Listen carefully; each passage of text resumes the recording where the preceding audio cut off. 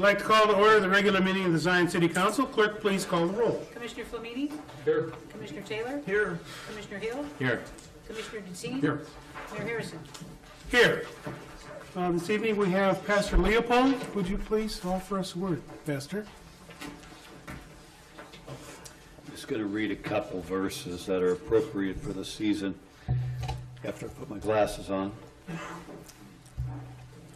we go.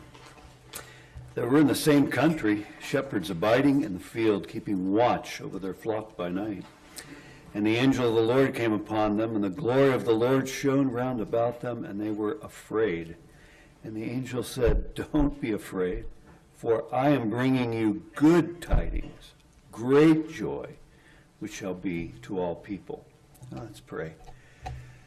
Heavenly Father, I pray that this Christmas season you will bring great joy and blessing and help to everyone in this room and to all those who aren't here that serve Zion and try to make this a better city in every way. Lord, make Jesus real to us this season, and let the joy that you meant to bring, that you wanted to bring, that you did bring for this season be real to us all, I pray.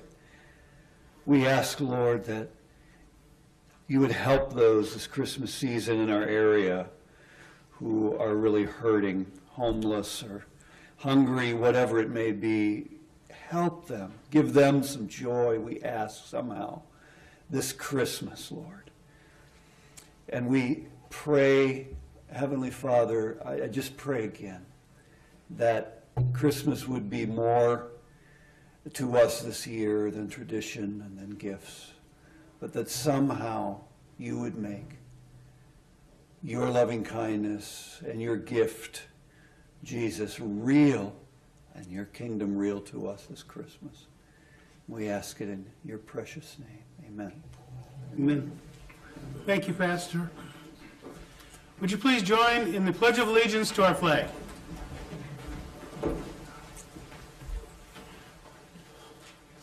I pledge allegiance to the flag of the United States of America and to the republic for which it stands, one nation, under God, indivisible, with liberty and justice for all.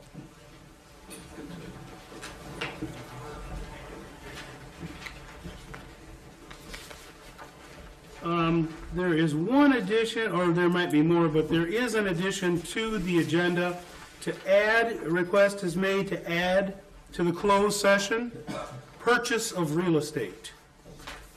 At the request of Commissioner Taylor.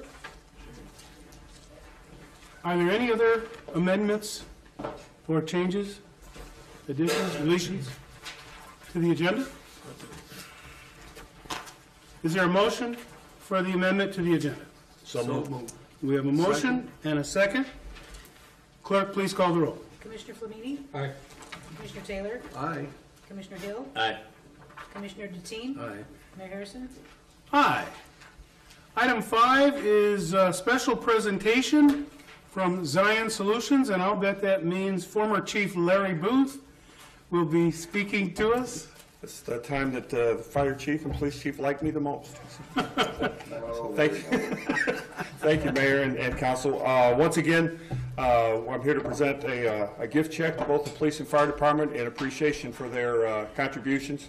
This is something that Exelon started many, many years ago, well before I was chief or whatever. So for many, many years, they made a contribution to the police and fire for their cooperation and training and development of policy and emergency preparedness and all that stuff there. So on behalf of Zion Solutions, I'd like to present to Chief Lewis and Chief Dumian a check in the amount of $7,500 each.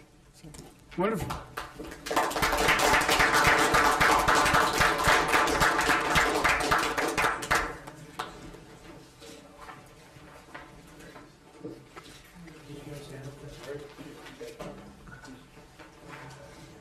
You can't break the camera.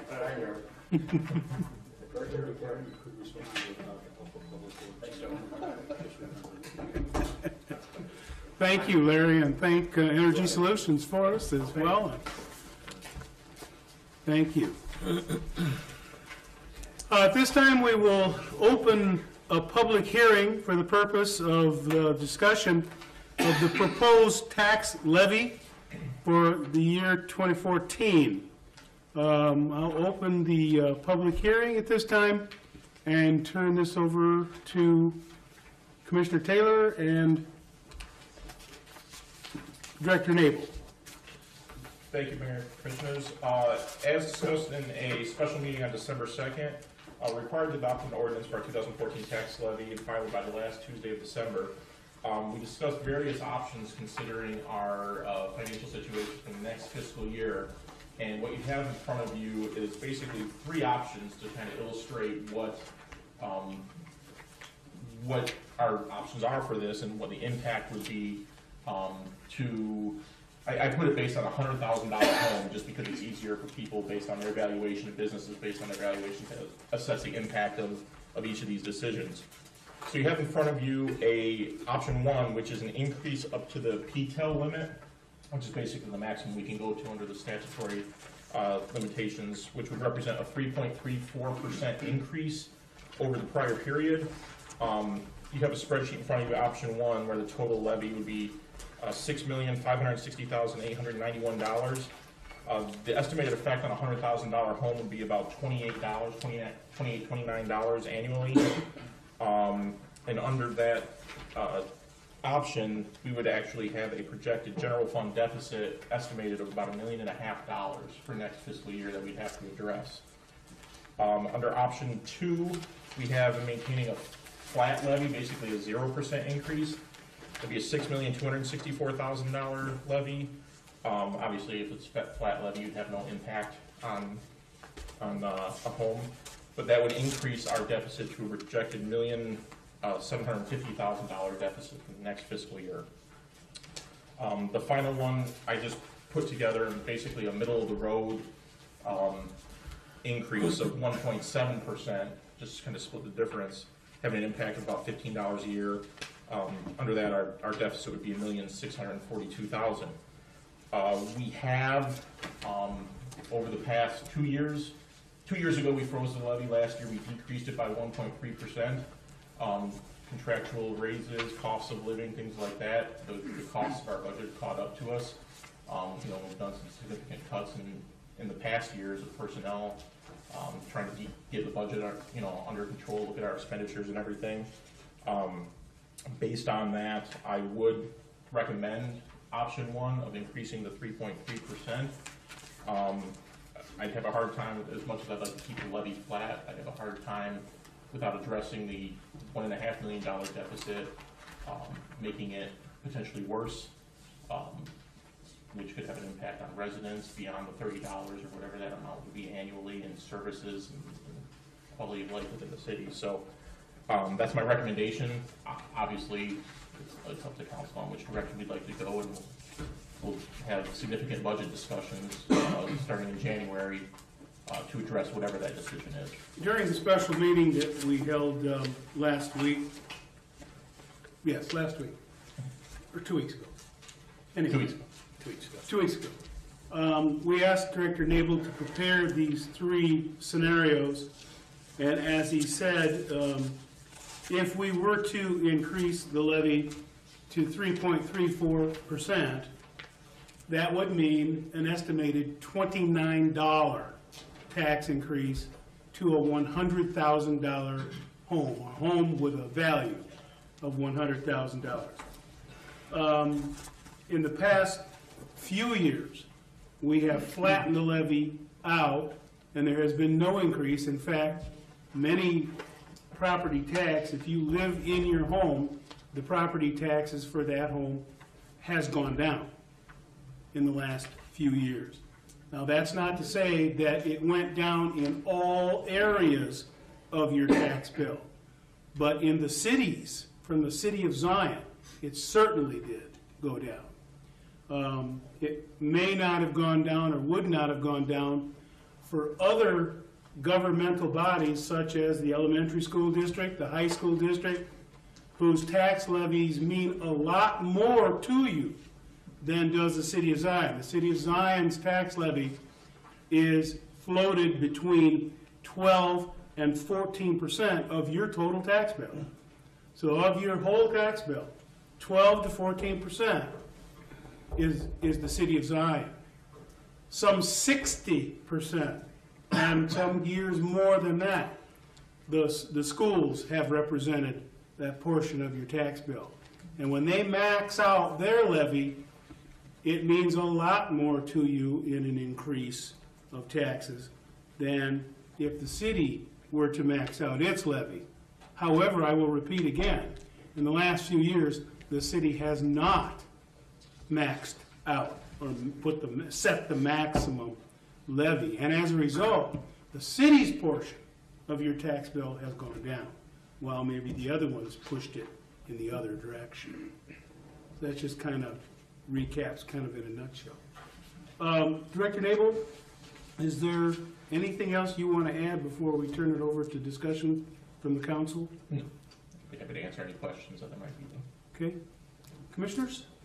Yes, Commissioner Hill. Thank you, Your Honor. Director Nabel, I'm looking, since this is a public hearing and the idea is to educate people on exactly what's happening, could you explain what exactly our levy is and the difficulty it is passing a levy now in relationship to when we actually put the budget together and our next fiscal year starts? Sure. Basically, the levy is the amount of money that a taxing body asks for to operate, whether it be the schools, the city, township park, library, all the different taxing bodies in the area.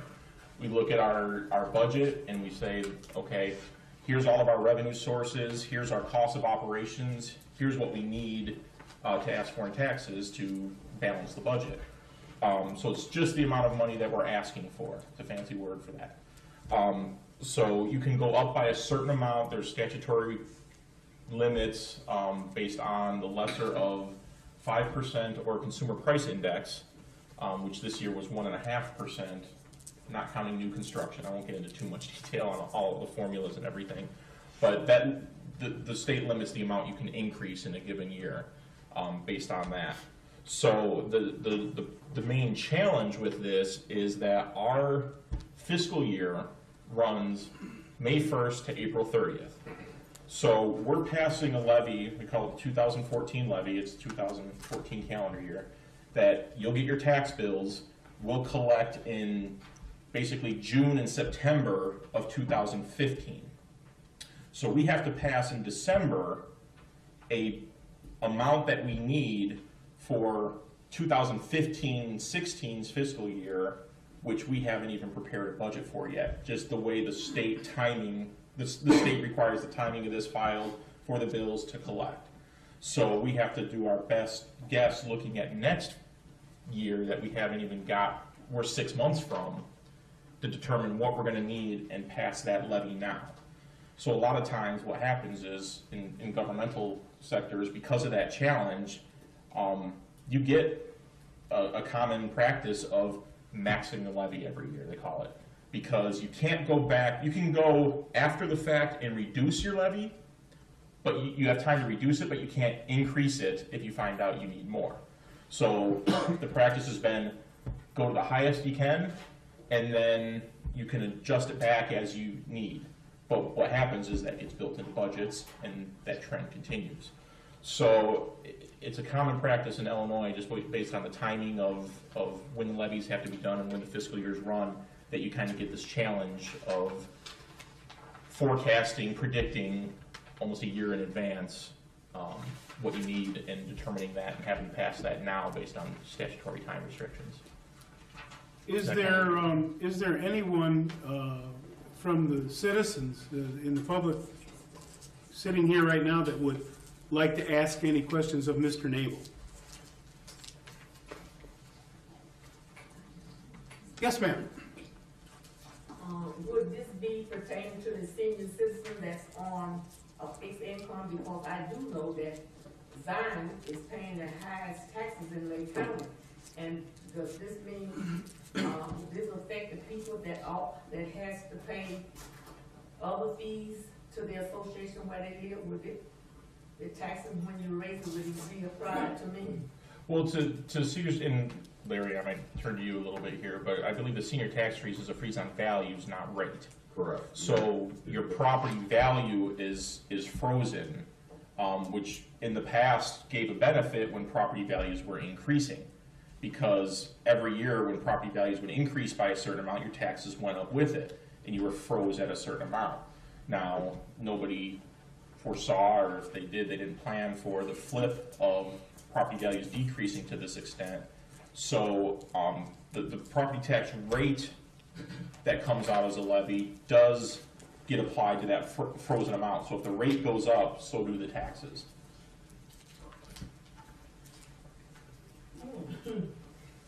The rates must not go up, because every year my taxes go up. Instead of decreasing down, they goes up. Yes, ma'am, you're exactly right. The rate has gone up and up and up and up. And But the value of the house must still stay the same. Or goes down. You still paying higher taxes. I don't understand that. Mr. Bremner? Mr. Knable, you presented three options. One was 3.4%, one was flat, one was 1.7%. And then you just stated that the law prohibits or caps the rate at 1.5% or something like that. How then, sir, you explain 3.4% outlook? Absolutely. What happens is the limit is based on they factor the limit the limit increase based on existing property. New construction values are excluded from that formula, so you could have a 1.5% increase on existing property that was in place, but any new construction, anything that comes in, is not subject to that limit increase. So that comes on the rolls at a new rate that you can then tax at the basically like a catch-up level. So let's say we had year to year $200 million of property within the city to be taxed, and now a $50 million property comes in. Now we have a $250 million, so that's a 25% increase in your EAV. So the dollar amount that you levied last year might have been $5 million, but that can actually go up by 25% because that new property is now paying taxes. So the dollar amount, your property increased by more than that 1.5% because of the new construction. But the amount that was increased on the existing 200 is still, the 200 million of property is still limited to that 1.5%. The rest of the increase comes from the amount of taxes that was just added because of the new property that came onto the tax rolls. Is there that much new property that's in? We did have some additional property. I believe the parking garage might have been the biggest chunk of that, as well as some other just general increases in developments and additions and things like that. So. Thank you.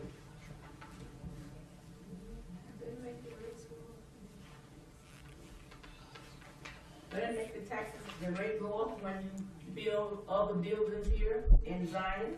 No, that's not what affects the rate. Okay. What affects the rate more than anything is when the property values go down. Okay, okay. And one of our taxing bodies, or let's say all of the taxing bodies, raise their levy as high as they can raise it. Well, that's telling the county, essentially, how much money the village needs, or how much money all the taxing bodies need, which again is the schools, the city, the county of Lake, and all of them, how much money they need. And when your property values go this way, and the county says, oh, in order for them to remain solvent, and for order for all these governmental bodies to get even part of the money they need to make these facilities run, again, the city, the schools, the county, and all of them, what they do is the county is in charge of the rate, are they not, Mr. Wickets? So the county raises the rate, and raises the rate, and raises the rate, and the rate is what gets multiplied against the levy that we set, which produces the actual number of dollars. So when your property value goes down, the county really has no choice but to raise the rate to make up for the loss of revenue when the property values are going the other way, down. And we are responsible. The taxpayers are responsible. Because of the way taxes are accounted for and levied for and so on in the state of Illinois, yes, we're Terrible. all responsible. And in some states, they don't do it that way. In some states, all the money goes into a pool, and what is needed by all of the various taxing bodies is split amongst them, so it doesn't affect people like it affects us here in Illinois. It surely does. And when I call the cable company, you know what they tell me? Your rate in Zion is real high. Yes, it is. The rate is the highest in Lake County. That's trouble on us paying that Yes, bill. yes. Senior citizens. Oh, yes, Lord, trouble on me, but I tried to pay it to stay in my house. I don't think it's fair, me, to be honest. It's, then plus I pay association fees. So, Mr. Bramner? Does the tax cap apply to the other 18 or 19 taxing bodies on the little blue card, or is it strictly limited to the city of Zion? It applies to them with one interesting exception. Mr. Nabel, could you explain, or Mr. Wickets, could you explain the transportation tax situation? Oh, sure. The schools, what was happening was all taxing bodies were hitting this tax cap. You can only levy a certain amount within each fund. So what happens is when the property values were going down, the rate that you could charge stayed the same. So everyone was losing money in their general fund. Schools were losing in their educational fund, which is what they used to do that. So they have a transportation fund as well. That's a restricted fund to be used only for transportation of students to school. Schools were having significant budget difficulties because revenues were dropping in their educational fund, and they couldn't use these restricted dollars for anything else. Well, the state, and I'm not a school guy, but so take this all with a grain of salt. But my understanding is the state implemented a 5-year kind of waiver on the transportation fund, saying because the transportation fund doesn't have a cap on it. Right, that's So you the can most levy whatever important you need for part. transportation. They said you can transfer transportation fund dollars over to your education fund to cover your shortages for 5 years. So what happened was the amounts going down in the educational funds were levied. The schools were able to just levy whatever they wanted within the overall limit in the transportation fund to cover that and just transfer it over. Now, what's going to happen at the end of that 5-year term, I don't know whether they'll continue to extend it, whether it was just a gap measure to try and see when property values can start turning the corner and recovering. There's a lot of speculation on that right now. But they do have the same PTEL property tax extension limit to apply to themselves as well. Mr. McLemore? I don't know if this question really apply here, but all this land in Zion, I'm talking about all the revenue, all the land that the park district and stuff own, I know they don't pay any taxes on that. And I was thinking that, I want to know why. Because that probably would lower some of the homeowners' taxes. It's because they are a governmental body, So the and government- all governmental bodies are exempt. For instance, if the city of Zion owned large acreages in the city of Zion, or small acreages, a block, or in a block, say a lot in a block, that's tax exempt, as is governmental property throughout the United States. So the park land, any land the city owns, any land that the high school owns, any land that the elementary schools own, there's no tax on that.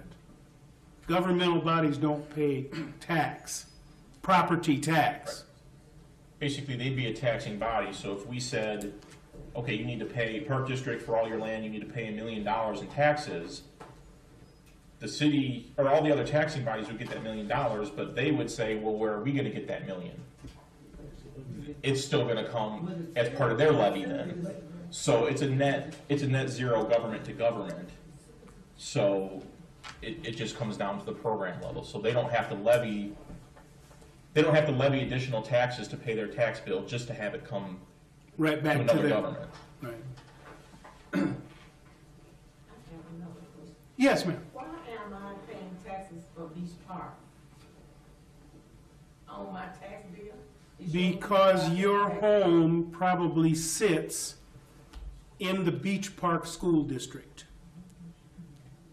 The children in your area where you live, I would guess, go to Beach Park schools.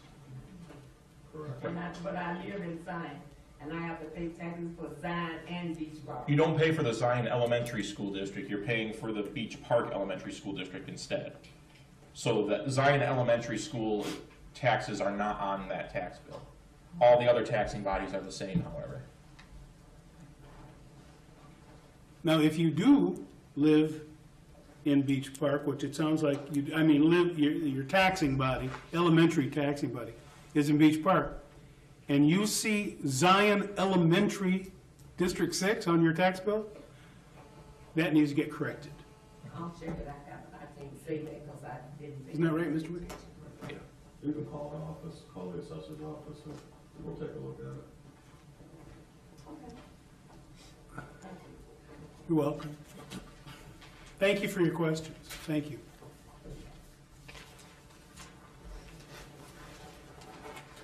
The only thing I will say that the senior community has going for it, if you will, is that there is a senior tax freeze, and that does not freeze your whole tax bill. It doesn't freeze the rate from going up and causing your taxes to increase, but the assessed value, is that right? Assessment is free. The assessment Not the is taxes. is Assessment. frozen at when you hit 70? 65. 65. 65. 65 and make under $55,000 a year. Your assessment's frozen.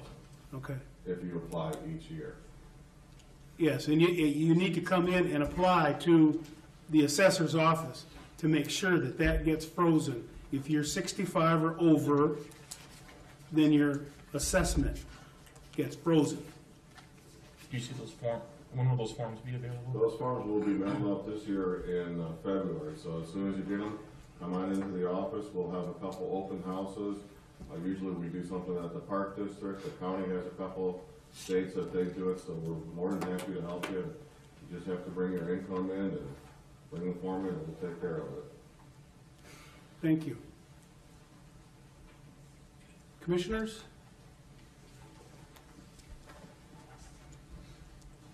Thank you for your questions and comments. At this time, then, I will call this public hearing closed, and we will move to citizen comments, which is item 7. The first person listed is Charles Fitzgerald regarding ZCAP. Mr. Mayor, I've Yes. had a conversation with some of the others that attended the ZCAP meeting last week ago, and so I'm going to remove my name from public comment. So, Okay. thank you very much. Thank you, Charles.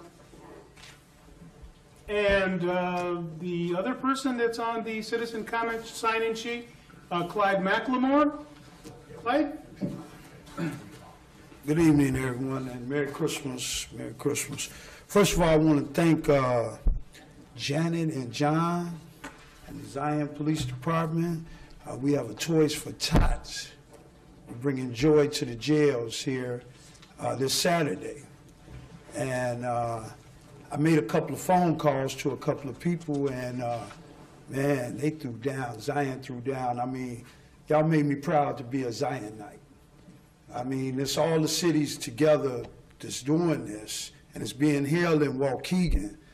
But Zion showed up and showed out, and I'm really proud to be a Zionite. Thank you, Chief, and the context that you gave us. That's just one thing.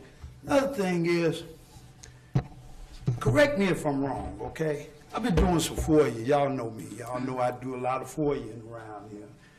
Okay, I started doing this FOIA on health insurance for the mayor. So I come up now, I started back in October, and I received this here from Diane. This was back in October the 24th, and it tells me that that elected officials, you the mayor, get health insurance for 20 hours worth a week, 20 hours a week worth of work, right? Through Blue Cross and Blue Shield. That was one right there. So I was like confused because I've been here 8 o'clock, 9 o'clock in the morning looking for you. I done left messages for you to contact me. I only see you at the city council. So I'm trying to figure out where's the 20 hours coming in at. So I did another for you here to ask, do the math, because I posted this on Facebook. Y'all knew I was coming with this. I posted this on Facebook, and the first day, Frank said, I don't get it, so don't even bother me with it. So I said, okay, who all gets it? So I get another, and it tells me Mayor Harrison, Jim Taylor, Lloyd Dettini. Okay. Now, I live right down the street. I'm in City Hall every other day. Some of y'all think I work here because I'm here so much. So I'm like, well, I don't see the mayor. I left more messages with Sheriff, his secretary, for contact me on different issues that I'd like to talk to the mayor about. So, well, I contacted insurance, and it says, so I asked, well, my next for you was, what kind of time sheet do the mayor use? Okay, I'm gonna be gone, but this here's the report. I said, what type of time sheet do the mayor use? So they sent me back and said, you don't get the time. We've discussed this as a council. Okay, but wait a minute, but what I'm saying is, and we have to it's insurance fraud, and you need to be arrested. We have to apply the same timing to you. We the taxpayers are paying for this, but we're not seeing no work out of you. We have to apply the same rules for you as we do for everyone. Okay, what's the rule? What's the rules? That you have so many minutes to express your opinion, just like everybody else does. That's... Clyde. All right, and if you want to talk about this, I'll be happy to talk to you about it. I've been asking you to call me for the longest. I'll be happy to talk to you about it. I'll take your appointment, but you won't see me there. Because I don't think you want me to embarrass you here on the floor of council. I don't care about you embarrassing me. If I got to see you, I got to see you. I'm a citizen. I have that right. I have that right. Come to my office. When? Come to my office tomorrow. What time? What you give me what time? I'll be there. What time? Come to my office tomorrow at 9 o'clock. I'll be there. And I'll show you my insurance cards. I've seen it. No, you haven't. Because these are not City of Zion insurance cards. Well, that ain't what my FOIA says. Well, that would be insurance fraud. There's a different situation between that and this. And also, there obviously is a letter from the insurance carrier that we checked with our insurance carrier, whether or not the currently seated elected officials can have insurance, but once they're out of office, then that ends. Is that not correct, Madam Clerk? The letter that we have from the insurance company. You didn't see that, apparently. I didn't FOIA that. I'm FOIA well, 20 yes. hours worth of week. The most important part of the situation, you didn't FOIA it. Because we have a letter from our insurance carrier. That you can get it without no work. You can get 2 hours a day every 2 weeks. Like you didn't even know when the last time you met with the board. You said it was last week. Then you think, oh, I ain't been here. I was here 2 weeks ago. No. We held a special meeting. I just did not remember the date of the special meeting, Clyde. I'll be here at 9 o'clock and we'll talk.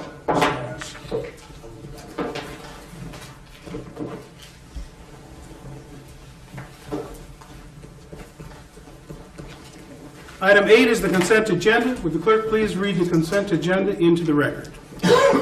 Approval of minutes of workshop held on December 2nd, 2014 at 6 p.m. A regular meeting held on December 2nd, 2014 at 7:04 p.m. and approval but not release of closed session minutes of a meeting held on December 2nd, 2014 at 7:40 PM. Bills, vouchers 119871 through 119992, drawn on First Merit Bank for a total of $3,022,265.54. You've heard the consent agenda. Is there a motion? Approval. Second. We have a motion to approve the consent agenda and a second. Discussion. Clerk, please call the roll. Commissioner Flamini? Aye. Commissioner Taylor? Aye. Commissioner Hill? Aye. Commissioner Deteen? Mayor Harrison? Aye. Item 9, consider passing resolutions as follows. Amending the personnel authorization in the Fire Rescue Department. Chief Lewis. Thank you, Your Honor. Under item E of discussion authorization or approval, I'll be requesting the promotion of 3 personnel for the next lieutenant's eligibility list from the Board of Police and Fire Commissions. Prior to doing it, though, it'll be necessary to change the current personnel authorization for our department. The requested changes are before you. Basically, we're taking the current, which says 3 lieutenants, paramedics, and 18 firefighter paramedics, and we're just going to change that to reflect 6 lieutenant paramedics and 15 firefighter paramedics.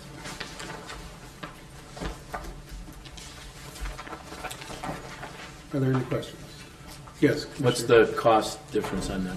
The cost difference going forward for this year, it'll be, there's 2 options. The option we're going to go with right now will be just over $2,000 for this year. Total overall salary increases next year will be $8,000, give or take.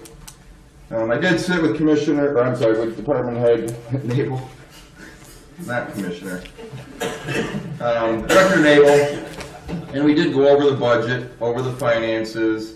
We did look at current revenue, proposed revenue, and he did state that the budget this year and next year will most likely be able to support the need. The problem we're having is just increasing call volume, staffing is staying the same. The chain of command needs a change to meet the need.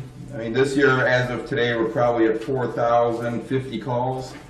Last year in total, we ran 3,800. By the end of the year, we'll be close to 4,200. And just trying to keep up with the call volume, with the current staff and the command structure is just becoming more and more difficult. So part of my plan is just to put in baby steps to get us to where we need to manage our call volume with the funding available. So part of it was the paid on premise program. That's been very successful so far. The next is organizing our chain of command. After that step, we'll look at some more paid on premise or whatever we got to do within funding to be able to meet the call volume. So this is just the first step and future steps to get us where we need to be. I move approval of amending the personnel authorization for the Fire Rescue Department per the request. We have a motion and a second. Discussion. Clerk, please call the roll. Commissioner Flamini? Aye. Commissioner Taylor? Aye. Commissioner Hill? Aye. Commissioner Deteen? Mayor Harrison? Aye. Item 10A, providing for the levy of taxes for the City of Zion, Lake County, Illinois, for the levy year 2014. Director Naval. Thank you, Mayor and Commissioners. As mentioned in the public hearing, you have 3 options in front of you. There's a corresponding ordinance with each one, so based on the direction of the council as to which ordinance to pass for the levy. As I said, option 1, just so you know, is the 3.34% increase, and that levy ordinance total is $6,560,892.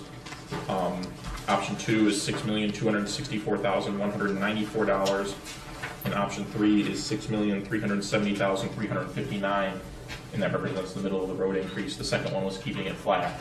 So you have the 3 ordinances in front of you based on what we want to go with for next year's budget.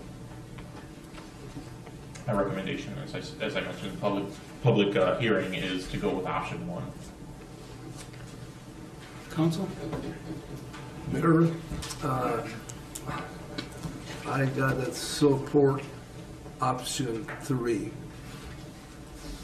which gives us a moderate increase, and I see the need for more, but I see the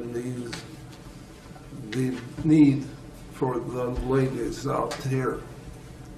And,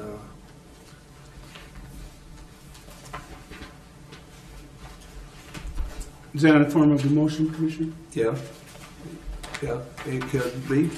Oh, I'm sorry, I didn't mean to presume. Commissioner Taylor is recommending that we go with the moderate option, if you will, option 3. And then that means at the budget hearing time, then the shortfall would have to be found elsewhere. Is there a second? I second the motion. We have a motion, a second discussion. Yeah, I guess I've got a couple questions for Director Nabel. When we're looking at this now, we have a $1.2 million surplus right now. Is anybody making a recommendation of how much money from the surplus that we put back in? Because according to this, if I understand this correctly, if we don't put money from the surplus back in, we're going to have to cut $1.6 million from our budget if we don't put money back in from the surplus. And trying to keep that in mind, in order to do that and look down the road a little bit, when will we see money from the hospital expansion? We think we have do we have an agreement? We do have an agreement. Okay. It's a long-range agreement, Right. a 5-year agreement with them. At which fiscal year will we start to see that money? Well, I would hope that it's going to be the following year after the addition is complete. And we expect the addition to be complete in November of 2015. That's what they're saying. So that would then go on the tax rolls, let's just say January 1 of 2016? Correct. So we would see that money in when? 17, correct? Correct, 2017. 2017. 2017. Remember, we're always a year behind. Right, so we have to get through 2 years of significant cuts. So if we use all of our surplus this year, we have no money left over for a surplus for the deficit that we're going to have next year. Correct. Correct. And I understand okay. Yeah, I mean, without any increase, we're still looking at $1.5 million deficit. So the moderate increase would only be a $90,000 difference from the maximum increase. Under any scenario, we're going to have to really significantly look at our budget and really analyze our expense side to the extent that we can, other revenue streams to the extent that we can, to address this and try and get those reserves to stretch as long as possible to try and have the EAV and the property values turn back around. I am extremely frustrated that the only way that we can lower taxes is by either cutting services or by bringing in new businesses. And whenever we talk to a business about coming into town, and we just lost a big one, the reason is that our tax rate is so high, and so they don't come in. And I am at a loss right now on how we're going to do anything without laying it on the taxpayer's back. I don't know what to do right now. And I guess this is, how much of our surplus are we going to use this year? $700,000, $1.2 million, $500,000? And then what are we going to have to cut? And where are we going to cut?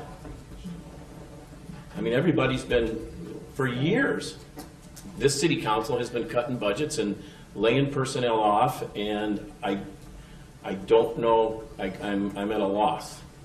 We have to, every taxing body in this community has to realize that we have to get control of the taxes, because nobody will come here. They all have a role in economic development to address the situation. And we actually had a conversation with a company, and we offered them the same incentives as Pleasant Prairie, the exact same amount, and they walked away because they said the tax rate here is so high.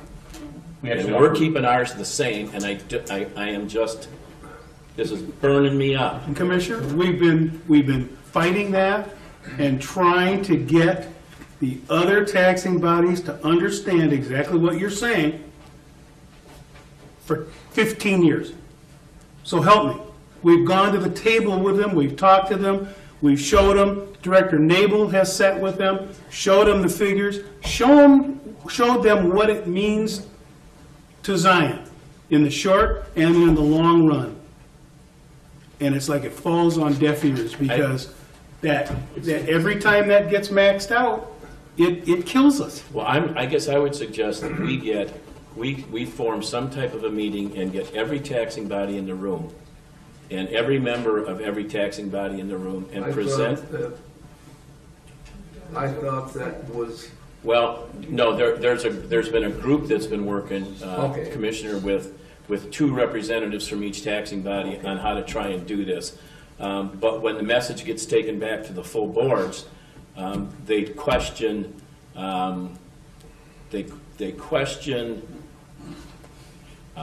Director Nabel when we tell them that businesses are leaving town because the taxes are so high. We need to get everybody together. I think every board have an open meeting with 5 or 6 different taxing bodies and talk about this, and people have to understand that economic development is not just our responsibility. That's right. It's That's right. everybody's responsibility. That's right. We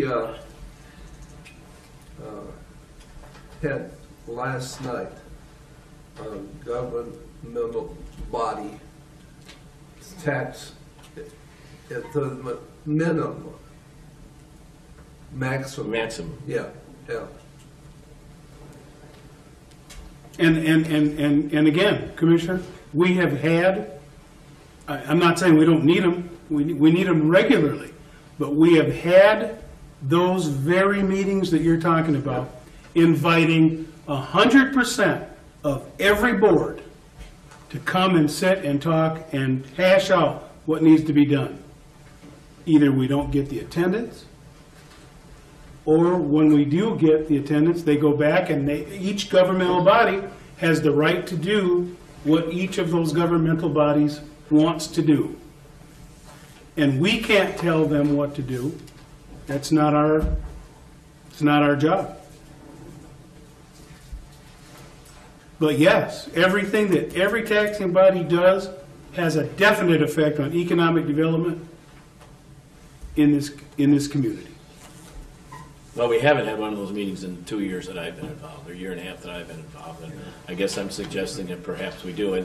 And we've been, Commissioner Flamini and I have been working with the committee that's trying to do that. And we've tried to make everything positive and so that we're all working together, but it's not, I mean, I don't know when we're not working together, but we're not solving our problem. Right. And we need to find a way to solve the problem. In fairness too, though, it's not just the local real estate taxes, it's the corporate business tax structure in Illinois that's driving the bigger corporations out. Walgreens was on the brink of going to Puerto Rico. That had nothing to do with taxes in Lake County. Mm-hmm. It had to do with the corporate taxes in the state. That contributes, especially with the bigger corporations. That contributes. Right, but then we have that. Right. And on top of our local tax rate, and it's, I'm done.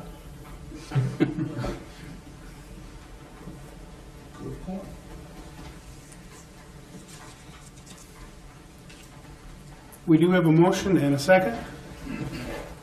Any further discussion?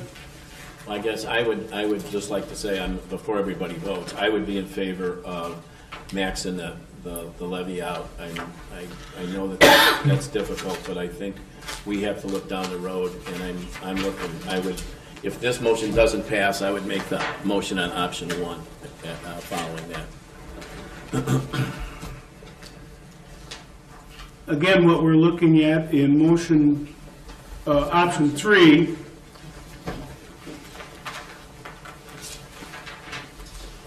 on a $100,000, house valued at $100,000, it would be a $15 increase in the taxes on a $100,000 house. Again, jumping back to option 1, which we're not voting on right now, it would be a $29 increase on $100,000. And before us right now, we have a motion and a second to vote on option 3, Which is the $14. which is the $14 to $15 increase on a $100,000 property.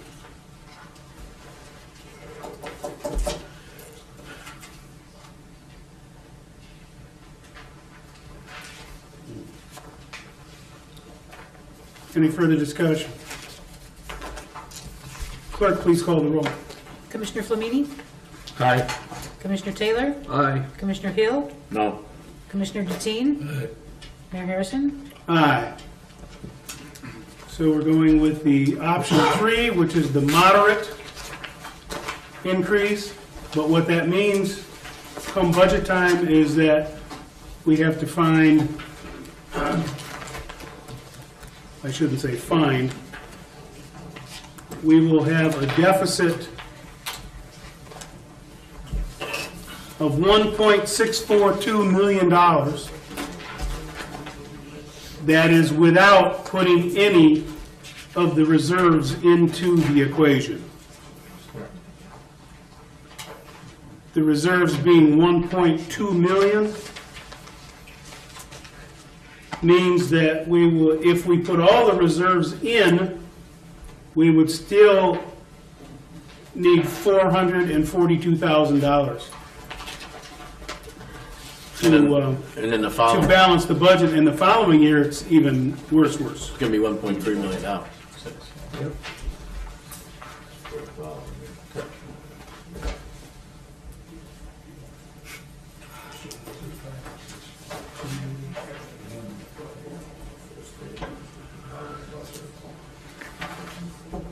Item 11, A. We're being asked to consider zoning docket 14-Z-17, the Hebron Avenue Townhome Plan Unit Development. Director Ianson. Thank you, Your Honor, Commissioners. I actually have 3 requests regarding this plan unit development. The first request is for a vacation, plan of vacation.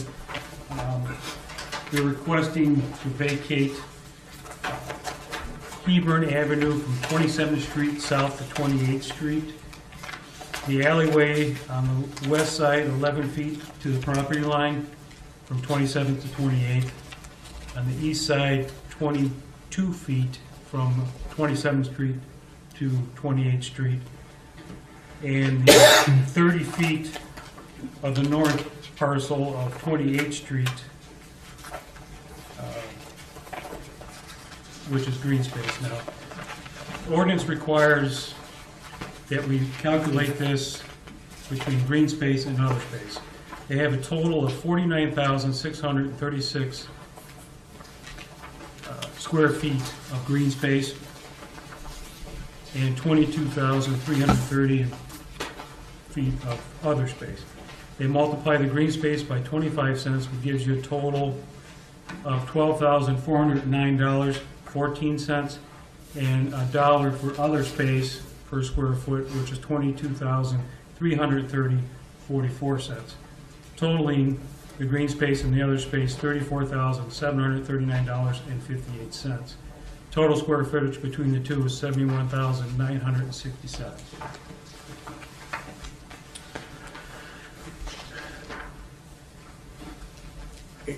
Your Honor, we have, it's 11A, but there are 3 ordinances that have to be passed, and I guess it's, I want to ask a legal question. Can we talk about all 3 ordinances before we vote on A1? Because if I'm not happy with A3, I don't want to vacate the property. So I'd like to get all the information on the entire PUD and the development before we vacate property or consolidate things into one. Can we do? That's fine. Director Ianson can make the presentation, because it would probably make more sense when you look at Okay. it as a whole picture, and we'll take each motion separately. Do we have representatives from the? Yes, they're here. Okay. Yeah, Mr. DeBueller and Mr. Iden, the attorney. Well, this all stems from a request for plan unit development. Zion Associates, owners of a Hebron townhome, consisting of 14 buildings containing 63 apartments, recently purchased a vacant lot on the northwest corner of the property. Their intent is to improve it for the manager's residence and a community center. Originally, they requested a zoning change for the vacant lot along with a special use for the manager's residence and the community center. But after meeting with staff, we recommended a plan unit development for the mixed use.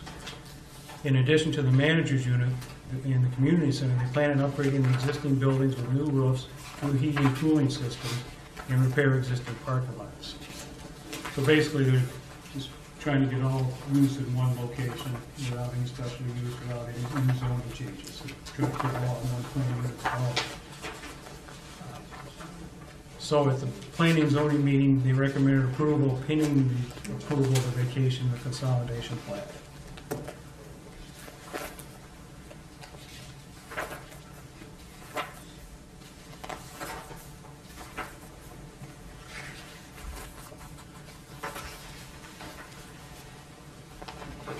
So without the the consolidation definitely plays into item 1A1. They can't consolidate unless these are formally vacated prior to Unless that. these are vacated, okay. And it was presented at the Planning and Zoning Commission that the recommended approval was subject to the vacation, because if not, then it cannot be consolidated. Is there any part of this that we object to, Commissioner Hill? I've just got some questions. It's not objections, I do have questions. Okay. First of all, I want to tell the representatives and Mr. DeBruler that I worked for the Park District for 20-some years, and you're absolutely one of the best landlords of the townhouses that are around town that I've ever run into. Mr. DeBruler for years has donated a significant amount of money to the Zion Park District to provide summer camps for the kids at Herman Park Center, and that is truly, truly appreciated. I guess I have a couple questions on. There was there was a drawing of is the manager's residence in the clubhouse the same building? No. Okay. There's going to be two buildings. One of them is going to be a single-family residence, 3 bedrooms. That's going to be the manager's, for lack of a residence, and then behind that is going to be a clubhouse and a maintenance garage. Okay, what's the square footage of the clubhouse area? Do you know off the top of your head? Off the top of my head, I want to say it's somewhere around 2,500 square feet. Okay. That's what I Oh. would call 2,500. Yeah, well, what will that contain? Because I don't think we saw a drawing of that, did we? Yeah. It should be in there. Basically, there's going to be a small workout facility, a manager's office, At the end of the package. study room, Which At the end of the package. at the end of the packet, okay. kitchen, a bathroom, and a maintenance garage and maintenance office, and storage. Yeah, is there some way that we can tie in, and I'm not, believe me, I'm not questioning you. This is not directed at you, because I know how you operate. But if you would sell this property, can we put some type of a restriction that the manager's office has to remain a manager's office, and there needs to be some type of a verification on a yearly basis that the manager's living there? Because I would hate to have that turn into an apartment, or a 3-bedroom apartment or whatever. That I would just like some assurance in our agreement with you that will always be a manager's. Well, we don't have a problem with that. Right now, the manager lives on site in one of the apartments there. That's it's an apartment we could rent to a family that needs it. Okay. So we're building a new residence for the manager. We want to have management on site, so that's not a problem with us at all.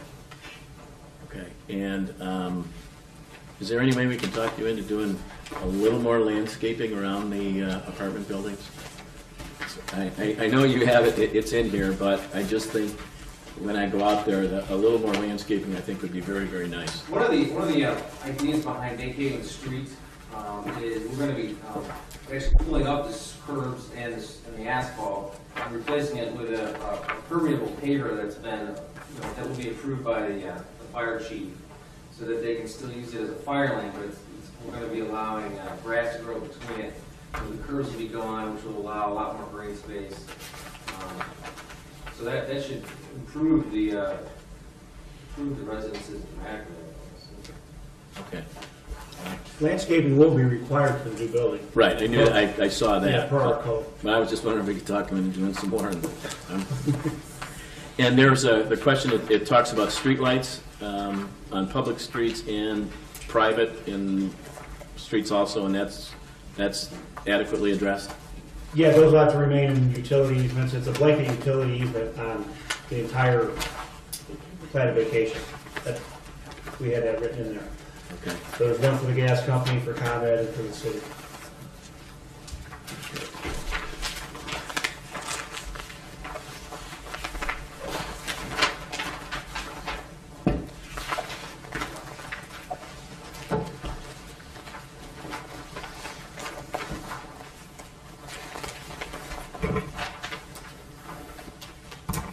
The other question I had, and it's legal. When I look at the plat, there's I believe it's a 22-foot alley on the west side of the. Which plat are you referring to? The vacation. The vacation? The vacation, yes. I think there it shows. I believe it's a 22-foot alley on the west side of the property, and an 11-foot alley on the east side of the property that you would pick up. And I thought that when we vacated streets, half of it went to one adjacent property. If we just did a blanket, if we just vacated, but in here we're vacating and we're specifically vesting title into the owner of lots 1 through 17. Got it, okay. And because that's contained within that, we don't have to split it. If we just vacated by operation of law, half would go to each, but we're vacating and we're specifically vesting into the owners of Okay. lots 1 through 17.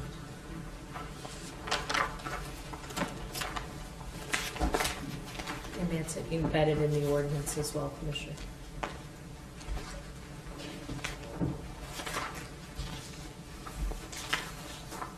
And I saw during the zoning meeting that Mr. Burkemper asked if a single apartment building would be able to be sold after the consolidation, and your response is no.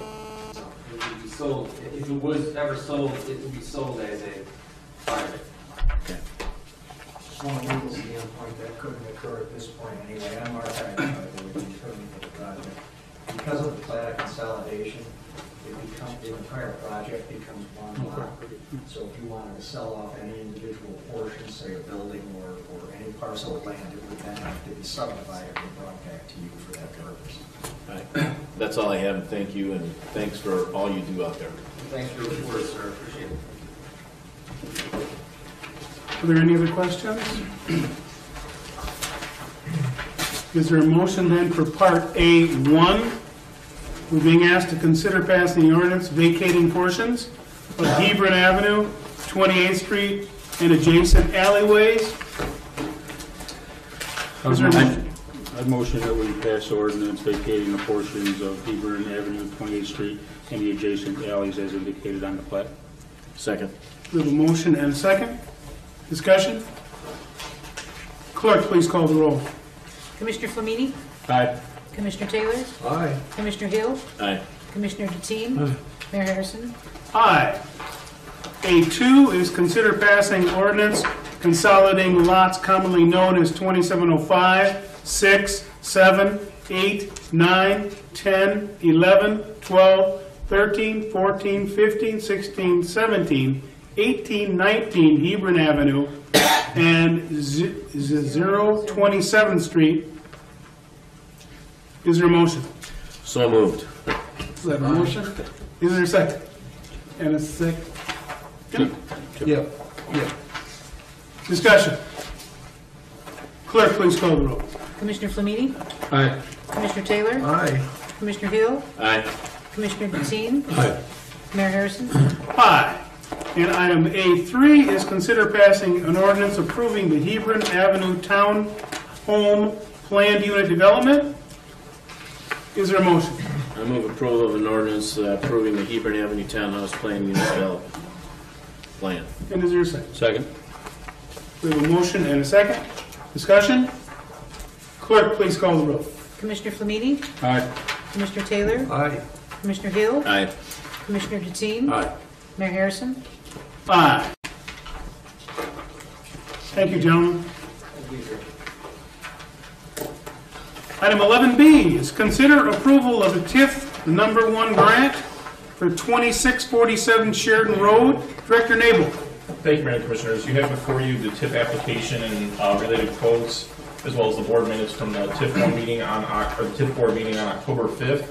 A request from Maria Alvarez requesting assistance for installing a fire alarm and fire suppression system at 2647 Sheridan Road. The proposed work would include furnishing material, labor, and equipment to install fire suppression inside the building and excavate and tap into the city water main on the alley on the east side of the building. She purchased the property at 2647 Sheridan and intends to use it for a banquet hall and a quinceanera boutique. This work would have to be done to make that property viable for anyone, just per the code for sprinkling it and then bringing in the water main. So TIF recommended approval of it in an amount not to exceed $85,000 from TIF 1 to bring that property basically up to usable standards and to assist in getting that banquet hall and quinceanera shop opened in the downtown area. This one's a little bit tricky because even though it's an $85,000 or not to exceed $85,000 amount, some of this we're essentially going to be paying ourselves for because you have this TIF pot of funds out there, and then you have like city permit fees for projects. So we charge the permit fees, TIF is paying for those. So it's taking the restricted funds in this pot and basically moving them over to general funds. So it's moving from this pocket to this pocket, but it's the total cost of the project. Additionally, part of one of the items on here was $4,000 to $7,500 for asphalt and concrete restoration if it was contracted out. I discussed with Director Colangelo, and what we propose doing, and we'll work that out, is when they excavate that, cover it currently with gravel, and then when we do our spring patching and everything, we can do the asphalt repairs at a much lower cost than the $7,500. Again, to save money of the total project, but that would again be going from the TIF funds to cover the cost of the public works and materials. So the amount is not to exceed $85,000. The actual cash outflow will be less.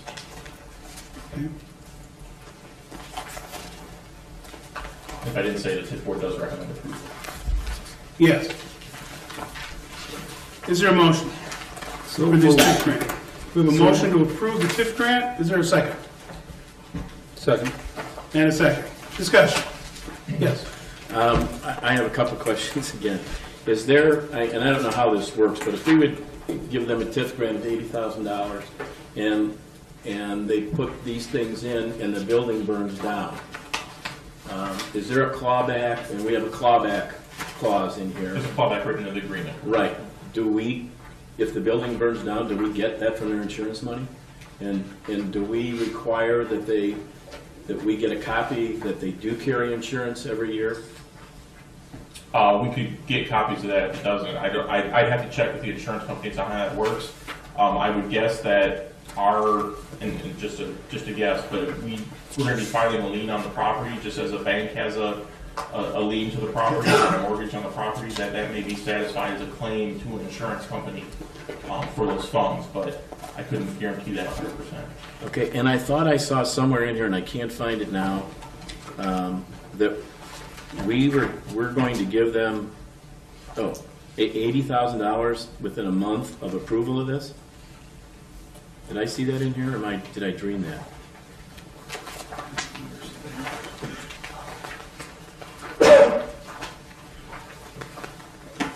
I can't find it right now, and On page 4, the TIF incentive will be provided to the owner in one payment within 30 days to the effective date of this agreement. Right, I thought that we paid the contractors. I mean, we could give them a check for $80,000, and not that I'm questioning this individual, but they could leave town. We could amend this to a reimbursement base. Okay. Yes.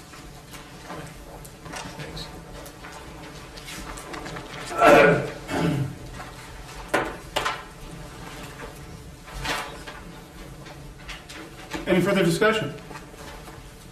We have a motion and a second on the floor to approve the TIF grant. Is that, can we amend that motion to require that it be a reimbursement rather than what's stated here in the contract? In the past, didn't we just pay contractors directly? I mean, that's how we started the TIF. Yes. Yeah. There was no reimbursement. Correct. They invoiced the city. But, yeah, the city would either invoice the business or the city, and we would pay the contractor. Well, can that be in the motion that says it will, I don't care how we do it, I just don't want to give a check out for $80,000. But that's, I don't know, I can't remember who made the motion. Commissioner Taylor. Commissioner Taylor. Yeah. Is it all right just to amend it Can I to make a- include Yeah. those? To Okay. include the amendment to the motion, Right. To include the the reimbursement. yeah.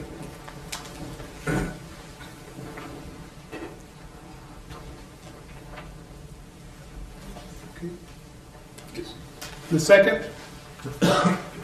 Second. We have a second. Clerk, please call the roll. Commissioner Flamini? Aye. Commissioner Taylor? Aye. Commissioner Hill? Aye. Commissioner Deteen? Aye. Mayor Harrison? Aye. Item 11C, discussion regarding the annual water rate analysis. Director Nabel? Thank you, Mayor and Commissioners. Last year, we did an analysis of water rates after they had been essentially not increased for over 10 years. And at that time, I said what I'd like to do is each year when the Lake County Public Water District comes out with their rate adjustment to what the city basically has to pay them for water that's supplied, I wanted to get this in front of council each year to look at the situation, look at the analysis, and make sure that the water fund is adequately funded based on increased costs, things of that nature. So what you have in front of you is basically an analysis based on the rate. The rate per 1,000 gallons from Lake County Public Water District went from basically $1.55 to $1.66, representing a 7.1% increase that they're charging us for the water. We also pay for debt service and basically repair fund. The debt service charge remained the same at $27,327 per month. The R&R charge, repair and replacement fund, actually decreased from $13,306 per month to $1,440 per month. So that went down significantly, enough to offset the increase in the actual charge per thousand. So when you take that all into consideration, the overall rate per 1,000 gallons actually slightly decreased, taken in conjunctions with other costs in that fund increasing.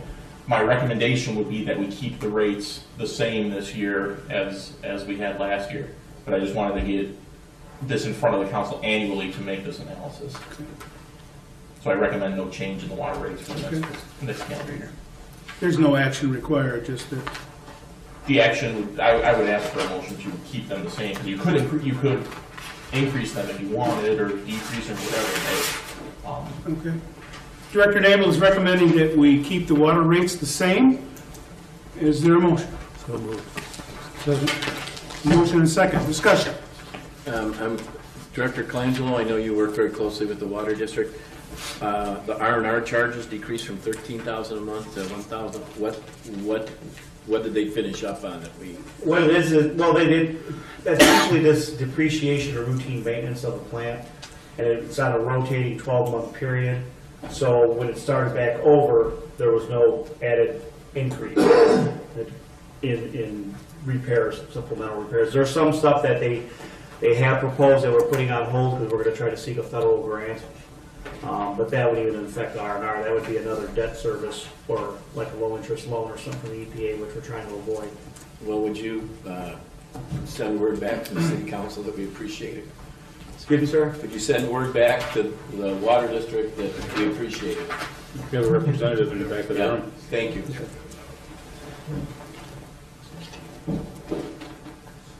Yes, Chris Fisher, Lake County Public Water Board, and I can't speak for the whole board, but we are trying to keep our costs under control, so we're doing the best we can. Very good, thank you, Chris. Item D, consider the proposal from Deegan and Associates to complete, I'm sorry, we did not vote, did we? Any further discussion on the item C? Clerk, please call the roll. Commissioner Flamini? Aye. Commissioner Taylor? Aye. Commissioner Hill? Aye. Commissioner Deteen? Aye. Mayor Harrison? Aye. Item D is to consider the proposal from Deegan and Associates to complete and submit a supplemental permit modification to the IEPA for the closed Zion landfill. Director Colangelo. Thank you, Your Honor. In your packet is a proposal from our environmental consultant, Deegan Associates, to complete and submit a supplemental permit modification to the IEPA for the closed Zion landfill. The goal is to reduce the groundwater sampling from quarterly to semi-annual basis. If the permit is approved, the city has a potential to save $12,000 per year for the remainder of the post-closure period. Though there is no guarantee the IEPA will approve the modification, staff agrees with our consultant that it's worth the effort and is in the best interest of the city. City's already reduced our landfill closing costs significantly this year, and the cost of this proposal would come from the waste fund and not require any budget adjustments. Staff requests and recommends approval of the proposal from Deegan Associates in the amount of $4,200 to perform this work. Commissioner? Your recommendation. I would move that we authorize Deegan Associates to perform the permit change request in the amount of $4,200. And I would like to add that, if you remember last year, we switched to Deegan from CDM. Correct. And they were able to, based on their recommendation, we knocked our landfill closure costs down by like $35,000 or so a year, based on their recommendation. They've been giving us some good recommendations. Very good. I'll second the motion. We have a motion and a second. Discussion. Clerk, please call the roll. Commissioner Flamini? Aye. Commissioner Taylor? Aye. Commissioner Hill? Aye. Commissioner Deteen? Aye. Mayor Harrison? Aye. Item E is consider approval of the addition of 3 lieutenants and requesting the name of the next 3 qualified candidates from the Board of Fire and Police Commissioners from the eligibility list. Chief Lewis. Thank you, Your Honor. To correlate with the previously approved personnel authorization list, I'm now asking that we eliminate the position of firefighter in charge and approve the addition of 3 new lieutenants utilizing the next eligible candidates in our current lieutenants list. The next 3 candidates on the list in their respective order are firefighter paramedic Rick Wright, firefighter paramedic Rocky Campanella, and firefighter paramedic Dane Costello. If approved, these promotions will become effective January 1st, 2015. Your positive consideration of this request will be greatly appreciated. Very good. Is there a motion? So moved. Second. We have a motion and a second for the addition of these 3 lieutenants to be promoted from the eligibility list from the Board of Fire and Police Commissioners. Discussion. Clerk, please call the roll. Commissioner Flamini? Aye. Commissioner Taylor? Aye. Commissioner Hill? Aye. Commissioner Deteen? Mayor Harrison? Aye. Item F is to consider revising attachment 1 of the emergency notification system. Chief Lewis? Thank you again, Your Honor. With the retirement of Deputy Chief Greg Friedrich, there is now a need to revise attachment 1, the authorized users of the city's emergency notification policy. Deputy Chief Greg Friedrich should be removed as a delegate under fire rescue, and Deputy Chief Eric Montiano should be added. As a designated system administrator, I respectfully request the attachment 1 emergency notification policy be revised to indicate the above changes.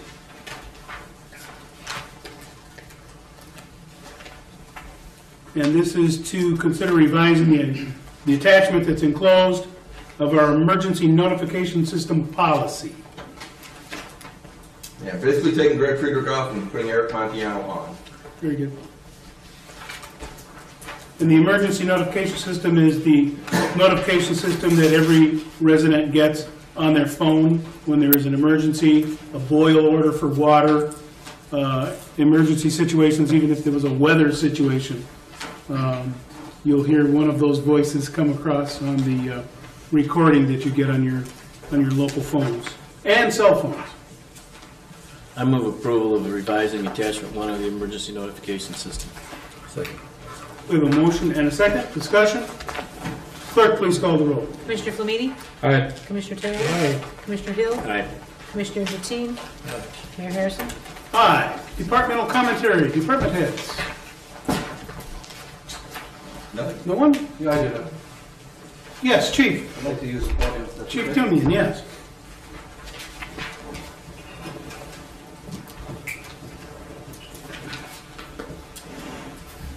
I got to question my timing with such a long meeting, but I apologize for that.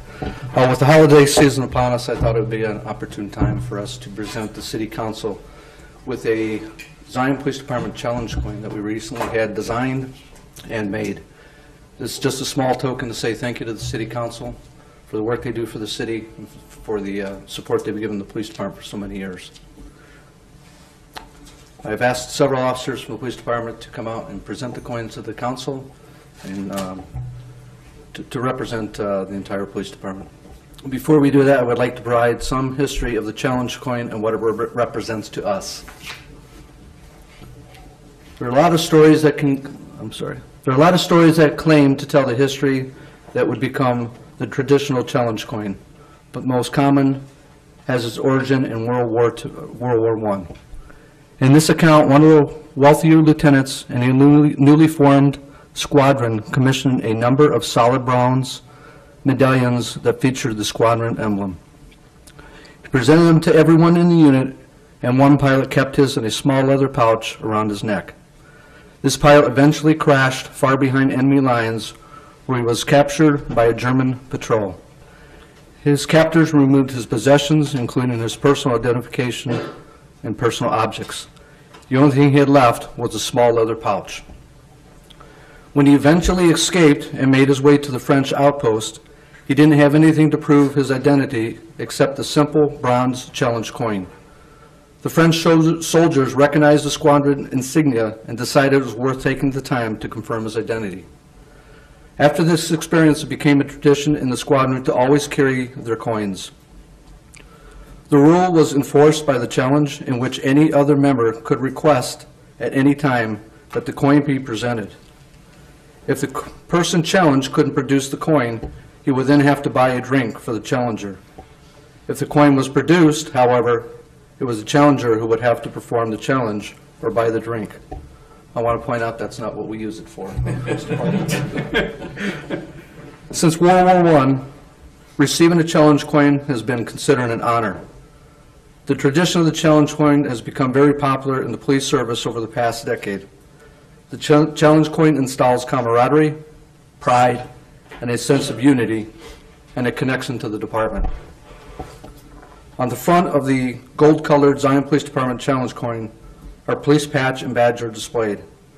On the back of our challenge coin, St. Michael, the patron saint of police officers, is displayed with the Latin words, which I will not try to read, but they translate bravely and faithfully.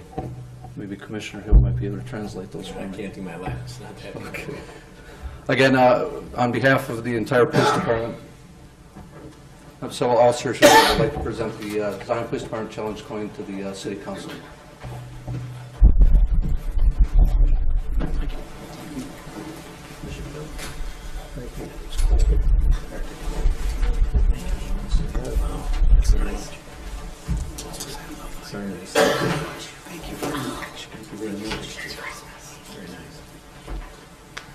Chief, you left out one part about the pouch. Tradition prohibits you from carrying a coin in your wallet. I don't know if you knew that. You're not allowed to carry it in your wallet. Thank you, Chief. Thank you. Thank you very much. Thank you very much. Officers, thank you so much. Thank you, man.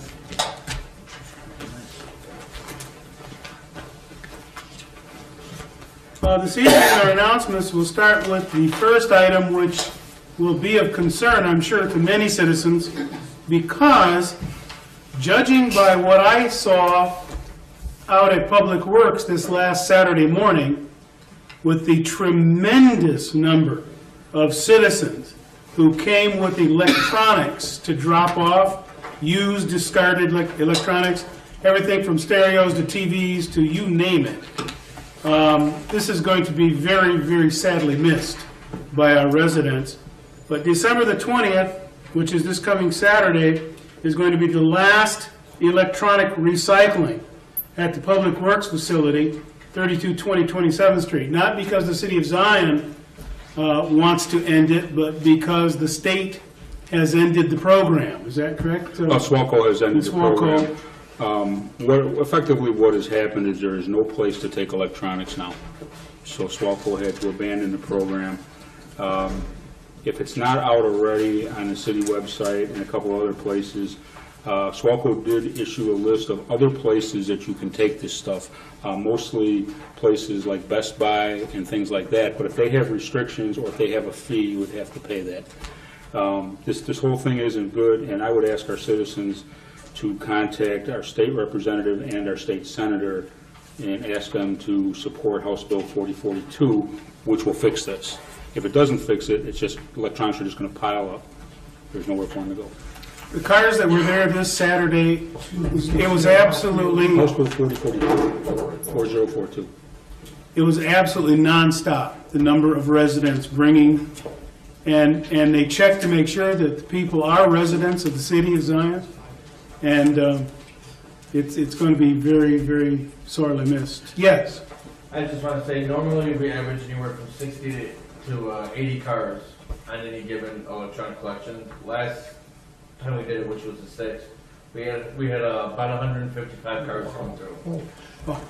And we're expecting it only to be worse this coming Saturday. So if you guys come out here with us, we're all volunteers out there. But we've had cars 5, 6 at a time show up. Bear with us. Like I said, we're all volunteers out there. Just, be patient. We're trying. You guys were doing a great job. Thank you. Your Honor, Great job. Your Honor, Yes. I think Commissioner Flamini had a great idea that we should all be calling our state Yes. senators. But can we write a letter, perhaps from your desk, that we can all sign and get it off to maybe not even our own reps, but even some of the surrounding reps that we know? This is a huge, huge issue because even though the collection programs have ended, the requirement that it can't be disposed of in the landfill has not changed. So it's another one of these, you can't bring it here, but you can't take it anywhere else.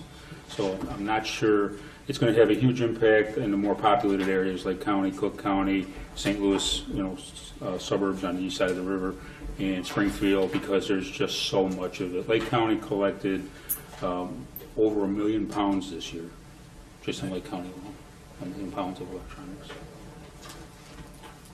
You can just let us know. We can all come in and sign. Very good. December 24th and 25th, the city offices are closed for the Christmas holiday. The 31st and the 1st, the city offices are closed for New Year's holiday. January 6th at 7 p.m. is the next Zion City Council meeting. January 19th, city offices are closed for Martin Luther King Jr. Holiday.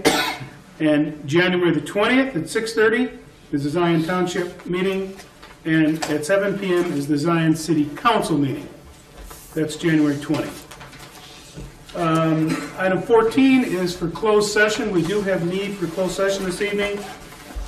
Probable and pending litigation, and also purchase of real estate has been added. Is there a motion to go to closed session? So moved. Second. There's a motion and a second. Clerk, please call the roll. Commissioner Flamini? Aye. Commissioner Taylor? Aye. Commissioner Hill? Aye. Commissioner Deteen? Keys. Mayor Harrison? Aye.